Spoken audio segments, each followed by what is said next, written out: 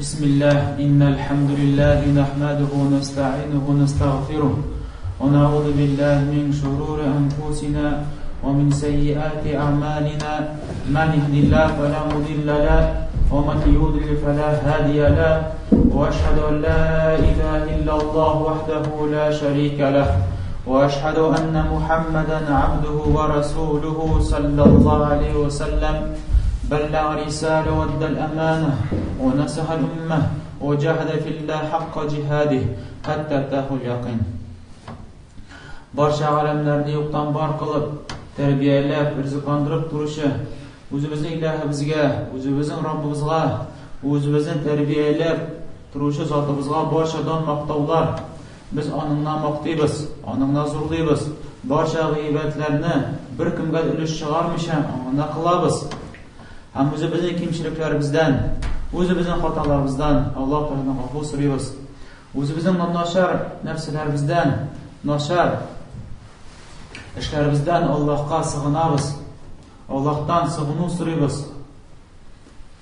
Ham agar Alloh taolo birasini haq yo'lga to'g'ri yo'lga qo'ndirsa, uni hech kim bir kim adashtira olmas.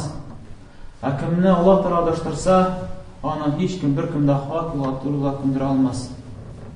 Ham shahad qilaman, g'iybat qilarday hech bir loyiq zot yo'q. Mar Alloh o'zigina.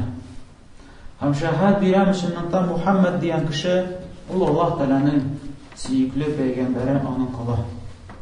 Ey qardoshlar, Allohdan qo'rqaylik. Ham agar biz Allohdan qo'rqsak, dunyo ham oxirat baxtiga erishamiz. Ham bilik shuni, shundan Alloh taolo bizga shu islom dinining rahmat etib jigardi. Bizga xayrlik tilab, jir ahillarına yaxshilik tilab, xayrlik tilab, jir ustuna o'zining paygambari orqali islom dinini berdi. Ham shu islom dinida bir ko'p xayrli ko'rsatmalarni biz ko'ramiz. Motor, xayrli, axloqli sifatlarga ko'rsatuvini ko'ramiz. Ham shu motor sifatlarning birisini esga tushiramiz. Ullarning haqlarini biluv. Ulug' kishilarning haqlarini biluv hamda ularga haqlarini beruv. Albatta menga Payg'ambarimiz sallallohu alayhi vasallamning bir ko'p hadislari ko'rsatadi. Ham Allohning oyatlari menga ko'rsatadi. Ham shu hadislardan nechik Muslim sunan jintag'ida keltiriladi. Payg'ambarimiz sallallohu alayhi vasallam aytadi. Bu hadisni Aisha radhiyallohu anha topshiradi. Shunday Payg'ambarimiz sallallohu alayhi vasallam bizga amr qildi, har bir kishiga o'z darajasini beru. Bu hadisdan biz ko'ramiz, yer ustida turli kishi bor. Lekin bu kishilarning darajalari bir tugul. Har birisining de darajalari turli. Ham shu darajalarga qarab, har birisine o'zi loyiqli bo'lgan darajani biriga tegish. Şurada Ayşe anamız aytdi, "Amarana Rasululloh sallallohu alayhi vasallam." Bizga Payg'ambarimiz sallallohu alayhi vasallam amr etdi. Bu vojib ishlardan. Chunki Payg'ambarimizning amri u farzlikka, vojibga ko'rsatadi. Sho'tirib har bir kishiga o'zina to'g'ri kela turgan haqni, darajani ona beru bu vojib ishlardan. Ham shulay Payg'ambarimiz sallallohu alayhi vasallam ikkinchi hadisdan kelsak, nechik bu mana Imom Buxoriy rahimahulloh Adabul Mufrad degan kitobida keltiradi. Bu hadisni birinchi sahibi topshiradi, Abu Hurayra topshiradi, shulay Abdullah ibn Amr topshiradi, ham Shayx Albani rahimahulloh Sahih Targ'ib kitobida bu hadisni sahihga chiqaradi. Payg'ambarimiz sallallohu alayhi vasallam aytadi, "Kundatgan bizning kishilarimizga rahmatli qarami ekan, kishilarimizga o'zimizdan ostda bo'lgan kishilarga agar ularga rahmatlik bilan qaramay ekan, ham ularımızın haqlarini bilmay ekan, o'tamay ekan ularning haqlarini, falaysa minna." Payg'ambarimiz sallallohu alayhi vasallam aytadi, u bizdan tugul deydi. U mendan tugul deb aytadi Payg'ambarimiz sallallohu alayhi vasallam. Albatta bu hadis bitta qo'rqituvchi hadis. Biz buni bilik. Kim bizning balakaylarimizga, kichkinalarimizga rahmatli qaramasa, albatta bunda bola chaqalarda kira, bunda kira o'zingdan osta bo'lgan darajada bo'lgan kishilarga kira. Sen ularga zo'rlik keltirgan ish tugulsin. Үзеңнең көч-куәтеңне кулланып, үзеңнең олы дәрәҗәңне кулланып, аны кимсетергә тиеш түгелсең. Зонлык китергә тиеш түгелсең. Аллаһтан куркырга кирәк. Миндә көч-куәт бар, мин моны булдыра алам дигән сүзең белән. Һәм шулай олларны хөрмәтләү, аларның хакларын бирү, шулай аларга да үз хакларын бирү. Бу инде ваҗиб булып тора. Һәм бу хәдистә аңлашыла, әгәр дә кем шундый юлда булмаса, кечкенәләргә карата рәхмәтле булмаса, зулмлык китерсә, кыйсытса, һәм аларның хакларын белмәсә, аларны хөрмәтләмәсә, ул инде пәйгамбәребезнең юлыннан түгел. Ул пәйгамбәребез юлында түгел. Чөнки пәйгамбәребез саллаллаһу алейһи ва саллям әйтә: "Фалейса минна", ул бездән түгел. Ягъни пәйгамбәребез саллаллаһу алейһи ва саллямның юлыннан түгел. Аллаһның юлында түгел бу кеше.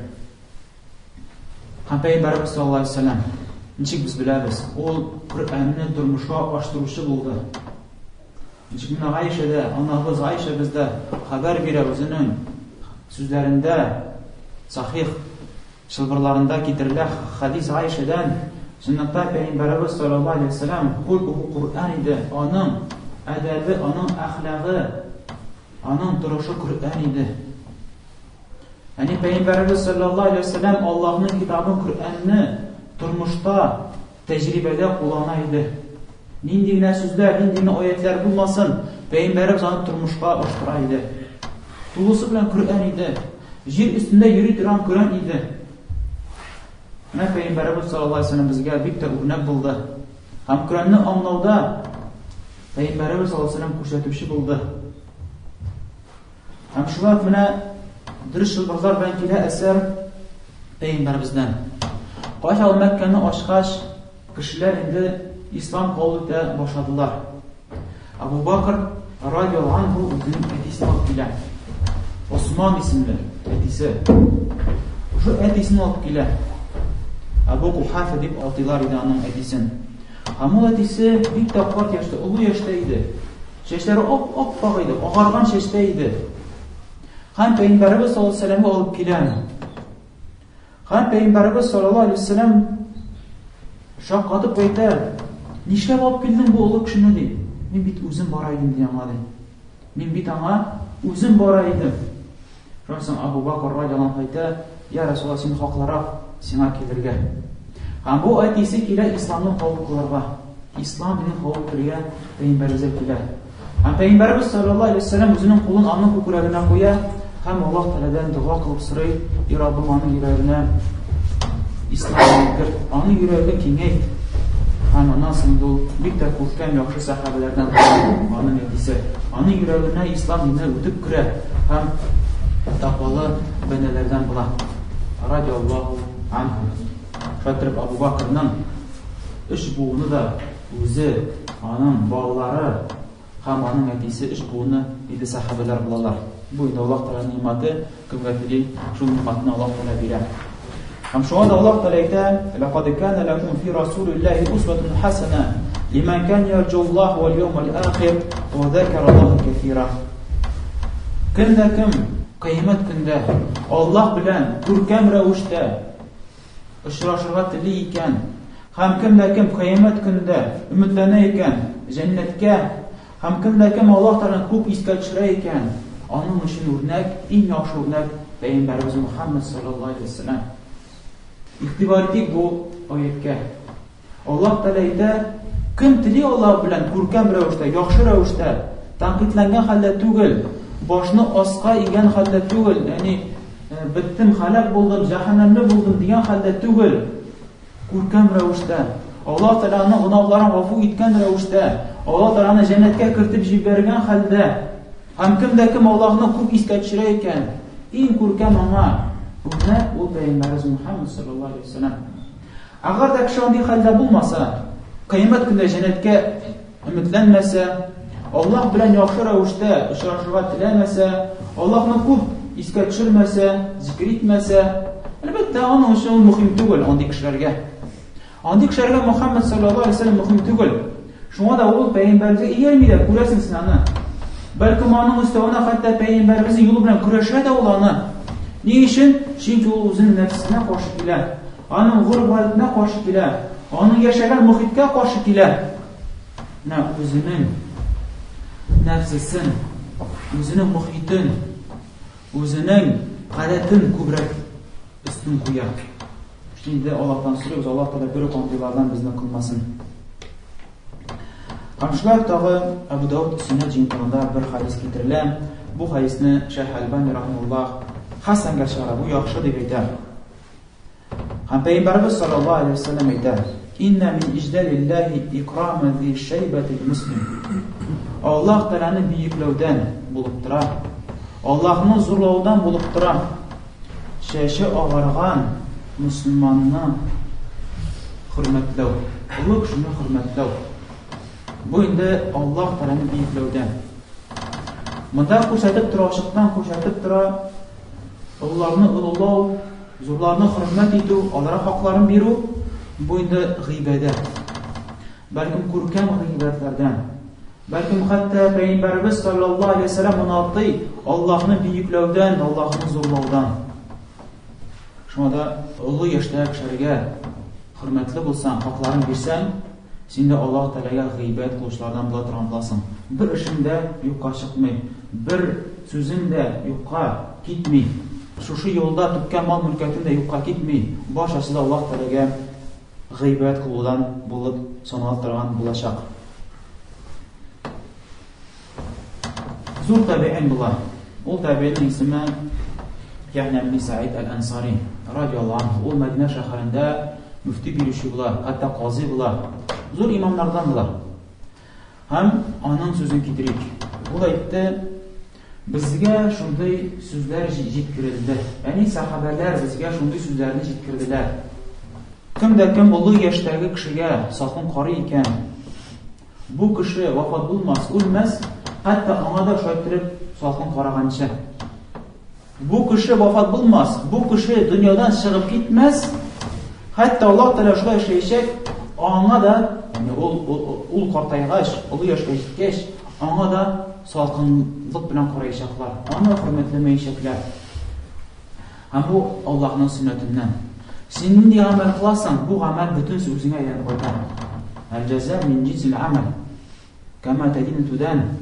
Nice garipler eyleler. Senin de iş işliysen, ul işin sana elbette o sana aylanıp qaytacak. Çünkü bu Allah Teala'nın yer üstüne koyulan onun sünneti şuşu. Şu aytırıp şuşu deyillerden, şuşu peygambersiz hadislerden biz görəbiz.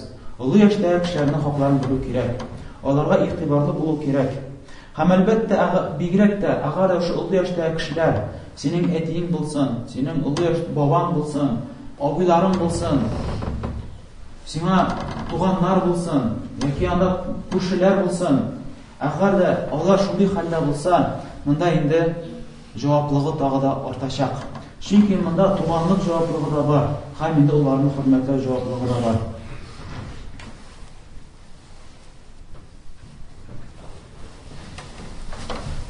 Elhamdülillahi Rabbil alemin.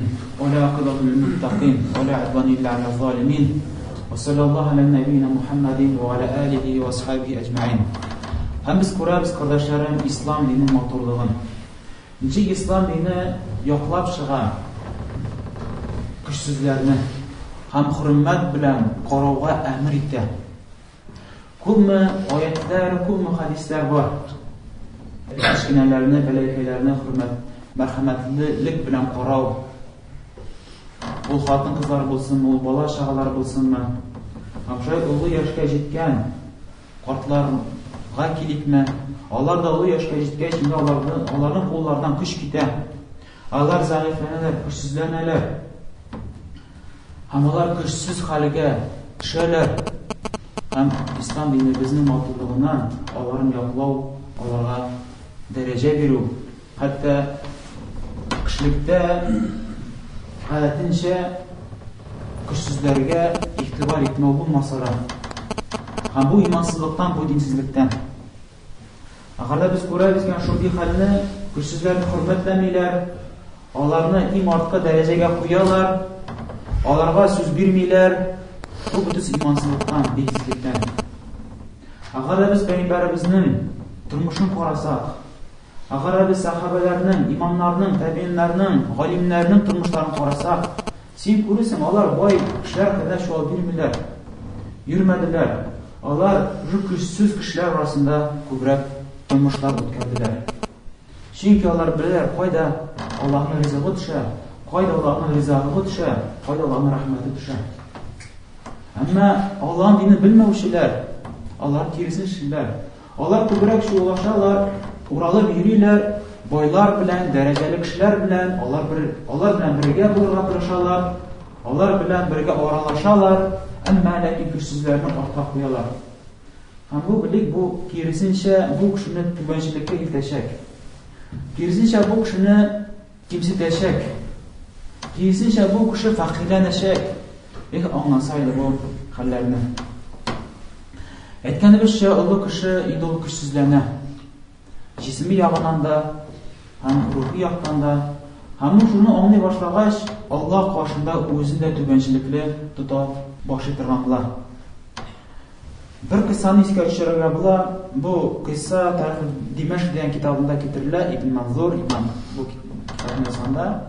Anda iske düşürü Umavilerinin bir halife, o Süleyman bin Abdülmalik bin Marwan Umavi. Onun hakkında bir kıssa iske düşürü belirttiğine bir vaxtında o meşrike kiren. Ha meşrike kirgeç o bir ulu yaşta bir kart kişini kuren. Ona kila ham ayta, ey ulu yaşdagi abzıyımız, babay, sen ölümni tilaringmi dey hazır. Bu ayta, bu baba ayta, yok tilamayim dey. Hem so'rayga, ne için tilamaysan sen dey. Sen bir gün turmushni o'tkarding, yoshing ketdi. Olsa ibrimni oldim bitingda bu turmushdan. Ne tilamaysan dey. Shundan so'ng bu kishi ayta, men de yoshim ketdi dey. Hem yaşlık bilen menin naşarlığım da kitip bardı bitti. Hem kildi dey, ulu yaşım kildi dey. Kildi dey, kartlığım kildi dey. Hem kartlığım bilen kilgeç hayırlığım da kildi dey. Hem şu hayırlıktan ayılası kimi bitti. Bu hayırlıkını men devam etesi kiler dey. Şu sözlerini aytıp tamamlayın. Hamra bu kıssadan biz özümüze birinci ibret alırız. Bu ulu yaşta kişinin sözü. Ayta yaşım gitti dey. Ha naşarlığım gitti dey. Kızılığım gitti dey. Ne kızganış? Kişi yaşlıkta özünü tutulmuyor. Hatta Tatarlarda da var. Yaşak, jülerşak. Sınıf da şu. Şu yaşlık bilen özünün güç kuvveti bilen özün üstün kura başlayıp bütün nersemin bollar alam deyip özün hisitte. Hem onga sulga günahlar kılan. Hem Allah'ını kaldıran, hem ömrü yaşlığı en gerekli, en güçlü vaxtı yukarı birge tuzdıran. Ondan sonra kartlığı gitkeş, şu kişi gitkeş, bu akılga kile başlayın. Hem bir de katı okuna başlayın. Hamzanı özümüzde görürüz. Ulu yaşlılar başlar İslam dinine kiren namazga basa, onlar bir de okunalar özleri yaşlıkları hakkında. Nişe onlar şu en gerekli, en güçlü vaxtların yok birge uzdurganın. Onlar okunalar. Hem onların yürekleri yumuşara, hem indalar okunalar, hem kalgan turmuşun indi hayırlıkta ötkereler. Her vaxtda Allah'ın zikrinde, her vaxtda Allah'a ibadet kılıda kalgan, ez bulgan turmuşun Allah'a gıybette ötkeren deyip tırışalar. Şimdi bu yaxşı ışırakta. Lakin ne kızganış, özümüzün vaxtlarda görürüz. Hatta ulu yaşka yetip de şunday halini anlamavçılarda kartlarımız bek köp. Onlar estigir. Hem ağırda kartlığında da yüreği yumuşarmasa, şimdi bu kişi halak ola. Şimdi sen tek de yaşlılığını ehem ettin. Şimdi hiç yoğunda kartlığın vaxtında sen de akılga gel. Hem ne kızganış görürüz. Nişe onlar soğuk minutların, soğuk saatlerin yok birge tuzduralar. Erem iteler. Şimdi soğuk minutları, soğuk sekundları kaldı. Bu dünya turmuşunda yaşıyordu. Lakin görürsen nişe onlar Allah биргән кадерле тормышны, кадерле вакытны алар юк әйбергә һаман да туздыралар. Инде бу әлбәттә ул безне бик каты борчыта. Һәм бу кыссада без күрәбез, гадәтенчә олы кешеләрнең йөрәге йомшара. Алар яшьлегендә үк йомшарга тиеш алар йөрәкләре, ләкин йомшармады. Дөньяви максатларын беренчерәк куйдылар, үзләрен üstün куйдылар. Ләкин менә гадәтенчә аннан соң инде көчсезләнгәч, зәгыйфләнгәч, үзенең кем икәнлеген аңлагач, менә монда инде олы кешеләр йөрәкләре йомшара. Ләкин әйткәнебезчә, без күрәбез шуның киресе. Күп олы яшьтәге картлар, алар шушы нигъмәттән дә, йөрәкне йомшару нигъмәтеннән дә алар мәхрүмнәр. Инде Аллаһ Тәгаләдән сорыйбыз, Аллаһ Тәгалә аларның йөрәкләрен йомшартсын, Аллаһ Тәгалә аларга хәйрлек бирсен, Аллаһ Тәгалә аларга шушы хәлне аңларга, Аллаһ Тәгалә аларга мөмкинчелек бирсен. Баракаллаһу фикум. Һәм шуның өчен менә күрәбез, олы яшьтәге кешеләр, алар инде йомшаралар. Моныңча алар хәтта шундый катгый, шундый каты кешеләр булган очракта да, ләкин инде картайгач алар йомшаралар, һәм инде көчләре китеп бара. Һәм көчләре китеп баргач, ислам дине аларга аерым урын бирә. Аларга рәхмәтлек күрсәтә. Бу ислам диненең матурлыгыннан. Ләкин шушы ислам диненнән мәхрүм булган кешеләрнең тормышларын карасаң, әйтәсең, күрәсең. Һәм ничек бу безнең вакытыбызда, тормышыбызда ачыктан-ачык күренеп тора. Олы яшьтәге кешеләрне хөрмәтләмиләр, һәм кешеләрне кеше итеп белмиләр, мәрхәмәтлелек белән карамыйлар, бәлки зулым китерәләр, рәнҗетәләр, кимсетәләр. Әйткәнебезчә, күзләрдән яшь чыгарлык хәлдә без инде хәлләр күрәбез. Ничек олы яшьтәге булган кешеләрне, олы яшьтәге булган кешеләрне хөрмәтләү юк. Хөрмәтләү бик тә кимеде. Ярар әле хөрмәтләү бер хәл. Бит аларга каты тавыш белән эндәшү, аларны сүгү, аларны ачлану, бәлкем картлар йортына илтеп ату. Бу инде бер кысага да сыймый торган хәлләрне күрәбез һәр вакытта. Һәм моны без күрәбез, ничек олы яшьтәге кешеләрне, күпме алар безнең өчен тырышлык кылдылар, күпме алар безнең өчен хәерлек эшләделәр, аларга хәтта изгелеккә җавап кайтарылмый, һәм аларны гомумән кирәкмәс кешегә санап, кирәксезгә санап, шайтырып аларны юкка чыгаралар. Дәрәҗәләрен, хукукларын юкка чыгарып, аларны хөрмәтләмиләр. Булар бөтен динсезлектән. Инде Аллаһ Тәгаләдән сорыйбыз, Аллаһ Тәгалә мондый афәтләрдән безне сакласын. Һәм мондый афәтләр безгә әйләнеп кайтмасын. Һәм шуны белеп торган кардәшләрем, безнең динебез урталык дине. Ничек Аллаһ Тәгалә әйтә: "Ва кадалика джаалнакум умматан васата." Чынлыкта біз сезне урта дин итеп ясадык. Урталык. Артык та кылану кирәк түгел, һәм кимитергә дә кирәк түгел. Син бар уртада. Ничек Пәйгамбәрбез саллаллаһу алейхи ва саллям безгә шыбык белән юлда сызып күрсәтә. Каты калын сыза һәм әйтә: "Менә бу Аллаһның юлы. Шушы юлда барыгыз." Һәм уңнан сулдан кичкенә бәләкәй сызыклар сыза. Һәм әйтә: "Уңга да кирмәгез, сулга да кирмәгез." Һәм һәрбер шушы уңда, сулда булган юлда шайтан утыра. Һәм үзенә чакыра. Һәм үзенең юлын, начар юлын матур итеп бизәкли, матур итеп күрсәтә, зиннәтли. Хәтта кешенең күзләре мөлдерәп китә. Һәм инде шунда киреп китә. Һәм Пәйгамбәрбез саллаллаһу алейхи ва саллям безгә кисәтеп куйды: "Кирмәгез уңга һәм сулга, ләкин шушы урта юлда гына барыгыз, Аллаһның юлында." Һәм безнең юлыбыз ул урта юлы. Бу инде барча мактаулар Аллаһ Тәгаләгә. Әгәр дә игътибар итсәң, син күрерсең, ислам дине гел урталыкта. Һәм әгәр дә менә шушы сүзне башлап җибәргәч инде, Аллаһка хөрмәт дигән сүзне башлап җибәргәч, кеше шушы хәлдә уртада булу кирәк. Без аларны хөрмәтлибез, зурлыйбыз. Ләкин әгәр дә олы кешеләр, хөрмәтле кешеләр безне гөнаһка чакыра торган булсалар, без ул вакыт аларга буйсынырга ярамый. Әйтергә кирәк түгел, юк, безнең ата-бабаларыбыз бит бу. Аларның юлларына китәргә кирәк түгел дип Алла әйтеп ярамый. Син артыган кыланма инде. Аллаһка каршы барма инде. Диннән чыгып китмә инде син. Шушы границадан үтеп китмә. Син уртада бар. Аллаһ күрсәткән юлда бар. Ничек Аллаһ Тәгалә бер аятында әйтә: "Ойда кыйля лахум иттабиу ма анзалаллаһ". Агар аларга әйтелсә, иярегез Аллаһ Тәгалә индергән әйбергә, иярегез Коръәнгә, сүннәткә, укыгыз Коръәнне, сүннәтне һәм шуңа иярегез. Калу, ләкин алар әйттеләр: "Бәл наттабиу ма алфайна алейһи абаана, валау кана абаухум ла яқилуна шайъа". Ләкин алар әйттеләр: "Юк, юк, без үзебезнең ата-бабаларыбыздан тапкан юлга барабыз. Без аларга нәр салдык, шуны без алабыз. Без ата-бабаларыбызга иярәбез. Biz менә бу юлны, менә бу хөкемнәрне, менә бу сүзләрне әти-бабаларыбыздан күрдек, менә без алардан кабатлыйбыз".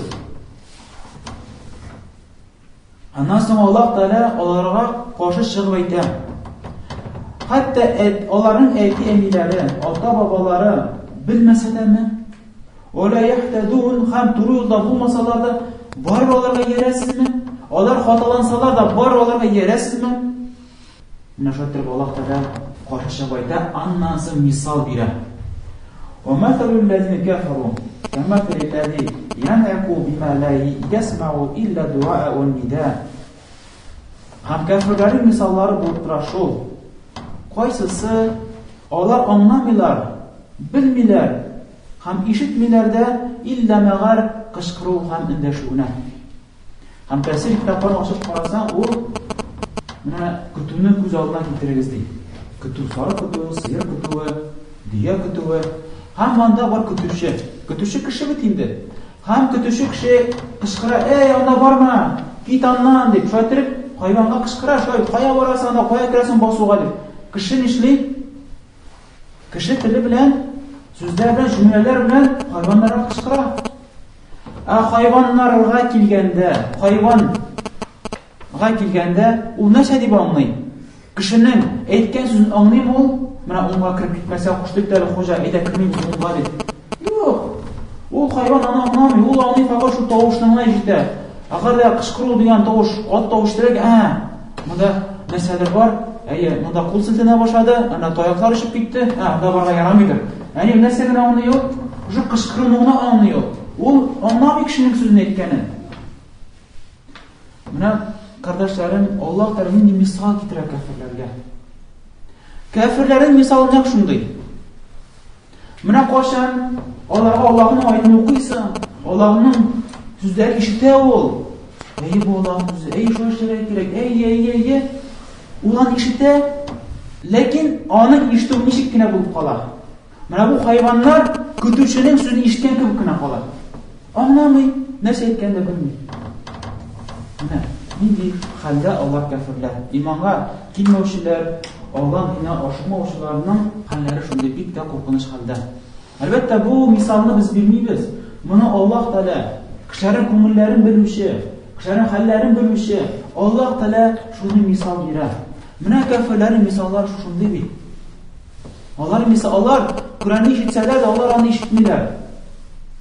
Фақат кычкыру һәм әйткән кебек кенә аларга ул. Менә ничек хайванга эндәшәсең бит? Хайваннар ничек бу тавышны кабул итәләр бит? Менә шундый гына. Һәм Аллаһ Тәгалә тәмамлап бетерә шушы аятын: "Суммун букмун умюн фахум ла яқилун". Алар шукраклар ишетмиләр, алар сукырлар күрмиләр, һәм алар әпәләр сөйләшмиләр, дөрес сүз сөйләмиләр, яхшы күркәм сүзне ишетмиләр, аңламыйлар, һәм гыйбрәтләнмиләр, хәтта күпме гыйбрәтләр күрәләр җир өстендә. Күпме күзе белән күрә, күпме гыйбрәтләр. Шуның белән гыйбрәтләнми. Кара җирләргә күләргә күпме галамәт. Аллаһ Тәгалә барлыгы китерде сиңа, һәм күрсәтте сиңа, күзне бирде шуның белән гыйбрәтләнергә, шушы муҗизалар белән, аятлар белән. Без күрәбез кояш йөри үз тәртибендә. Бер секундка да соңга калмый. Кем шундый тәртипне куйган? Аллаһ Тәгалә җил белән истереп яңгырлар җибәрә. Яңгыр болытларын җибәрә. Бу яңгыр болытларын Аллаһ бирмәсә, сиңа ризык булыр идеме соң җир өстендә? Утырткан бәрәң дә үсми бит. Agar da Allah Teala sana җибәрмәсә bu яңгырларны, гыйбрәтлән үзеңә карап, үзеңнең хәлеңне карап гыйбрәтлән башка кешеләрнең хәлләренә карап гыйбрәтлән. Бер атлы кешеләрне күмәләр, гыйбрәтләнмиләр. Яшьләре дә үлә. Ник син үзеңә гыйбрәт алмыйсың? Менә мин дә бит машинага утырып буын чыгып китәргә мөмкинмен. Кичкә мин өйгә дә кайтмаска мөмкинмен. Икенче көнне мине бит насилка күтәреп алып китәчәкләр. Бу бит миңа килгән. Мин әзермесең Аллаһ белән очрашырга? Ни гыйбрәтләнмисең? Күзне алтайсың, ни өчен йөргән? Ләкин Аллаһ әйтеп аңламыйлар. Анса Аллаһ Тәгалә икенче аятында Аллаһ Тәгалә әйтә: "Вакадалика ма арсална мин qablika fi qaryatin min nadhir illa qala mutrafuha inna wajadna ba'ana ala umma wa inna ala atharihim muqtadun." Һәм шулай ук без һәрбер авылга җибәрдек кисәтүчене. Алар кисәттеләр авыл халкын. Ләкин шушы авыл халкында бар башлыклар, олы дәрәҗәле кешеләр һәм дин белән көрәшүчеләр. Алар әйттеләр: "Юк, без сезгә йөрмибез. Без үзебезнең бу тормышыбызны, бу гадәтлебезне таптык үзебезнең ата-бабаларыбыздан. Һәм без алар юлларына иярәбез." Һәм тагын бер аятны укыйбыз. Аллаһ Тәгалә әйтә: "Вассайна al-insana biwalidayhi hamalathu ummuhu wahnan ala wahn wa fisaluhu fi 'amayn an yashkur li wa liwalidayka ilayya al-masir." Һәм без кешегә васыят кылдык, фарыз кылдык, үзенең әти-әнисенә изгелек кылырга. Чөнки аның әнисе авырлык өстенә авырлык үзендә ташып йөрде. Айлар буе әле курсагында авырлык өстендә авырлык белән аны күтәреп йөрде. Аннан 2 ел буе әле аны имезде. Һәм Аллаһ әмер кыла: "Миңа шөкер итегез." Әни кешегә васыят кылып, Аллаһ әмер кылып әйтә: "Миңа шөкер итегез һәм әти-әнигезгә шөкер итегез." Һәм белү шуны сез бит барчаларыгызда кыямәт көне миңа кайтачаксыз һәм җавап бирәчәксез эшләгән эшләрегезгә. Менә кирәк шушы: "Ван җахадака ала ан тушрика би ма лайса лака биhi илм." Әмма агәрдә ни хәле якынына булмаса синең әйтәләрең, миңа ширик китерергә сине чакыралар икән, кайсында бер ни гыйлем юк. Сиңа Аллаһ индермәде аны рөхсәтне, миңа ширик китерсәң була дип, агәрдә әйтәләрең сиңа әмер итсә дип. Юк. Хәтта әти-әниләрең, иң якын кешеләрең синең бу тормышта, алар әмер итәләр икән гынаһка, шириккә. Менә бу вакытта фәла тутыйхума, аларга буйсынма шул вакытта. Менә күрәс урталыкны күрсәтә Аллаһ Тәгалә. Әти-әниләргә изгелек кылу кирәк, менә. Һәм Аллаһка гыйбадәт кылу кирәк. Һәм уртада булу кирәк. Уртада булу. Аллаһка гыйбадәт кыл һәм изгелектә, хәйрлектә әти-әнигә буйсын, изгелекләр кыл. Ничек Аллаһ Тәгалә әйтә: "Ва сахибухума фи дунья ма'руфа." Дөнья тормышында аларга күркәм рәвештә аларга мөрҗәгать ит, муамәлә кыл. Әмма агәрдә әти-әниләрең сине гынаһка чакыра икән, намаз укыма, барма мәчеткә, яки бу гынаһны эшлә, бар моны аракы яки тәмәке алып кайтып бир әле магазиннан дип шулай дип әмер итәләр икән, бу вакытта буйсынырга ярамый. Агәрдә гынаһлы эштә аларга буйсынсаң, син Аллаһка каршы бара торган буласың. Шуның өчен кардәшләрем, менә бу аятlarımızı укыдык. Хәтта белү өчен Аллаһның дине урталык дине. Син урталыктан китеп барма, син урталыктан тайпылып китмә. Менә урталыкка барсаң, инде синең тормышың түзүк булыр һәм ахиретендә Аллаһ Тәгалә сиңа җәннәттән насыйп итәр. Һәм бу аятlarны ни өчен китердек? Хәтта күрер өчен кеше урталыкта булу кирәк. Әйе, без олы кешеләрне, олы яшьтәге кешеләрне хөрмәтлибез, зурлыйбыз, хөрмәт белән карыйбыз, әдәп белән, аларга булган яхшы әхлак белән, әдәп белән аларга муамәлә кылабыз. Ләкин агәрдә олы яшьтәге кешеләр безне гынаһка чакыра торган булсалар, бидгать эшләренә чакыра торган булсалар, Аллаһның диненә каршы була торган эшләрне чакыра торган булсалар, безгә инде аларга җавап кайтару кирәк түгел. Безгә инде аларга иярү кирәк түгел. Безгә аларга карата киресенчә насихатлы булырга кирәк. И бабай, и улы кеше, и абзый. Пәйгамбәрбез саллаллаһу алейһи ва саллям булай дип әйткән бит. Аллаһ Тәгалә булай дип әйткән бит. Әкренлек белән, йомшаклык белән, матурлык белән, насихатлык белән аларны төзәтү кирәк. Аларны төзәтү кирәк. Аларга хәерлелек белән карау кирәк, йомшаклык белән карау кирәк. Кул селтәргә дә кирәк түгел. Ничек күп яшьләребез аларга кул гына селти. Алар катып беткән тискәре кешеләр дип. Менә шулай. Әлбәттә, болай да карау кирәк түгел. Алар да бит кеше. Аларда да бит йөрәк бар. Аларның да йөрәкләре йомшарып китә бит. Агар да инде күркәм рәвештә йомшаклык белән аларга мөрәҗәгать итә торган булсаң. Инде Аллаһ Тәгалә сөрәбез, Аллаһ Тәгалә безгә хәйләле динне бирсен, Аллаһ Тәгалә безне үзенең диндә ныгытсын. Сөрәбез инде Аллаһ Тәгалә безнең йөрәкләребезне ачсын, үзенең диненә, безнең йөрәкләребезне киң кылсын, безнең йөрәкләребезне ачып җибәрсен Аллаһның диненә. Аның диненә йөрүгә, изге әҗр савапларга ашкынырга, Аллаһ Тәгалә безнең дин йөрәкләребезне ачып җибәрсен. Һәм сөрәбез Аллаһ Тәгаләдән бер безнең йөрәкләребезгә яраттырмасын бу матур булып күренгән гынаһларны.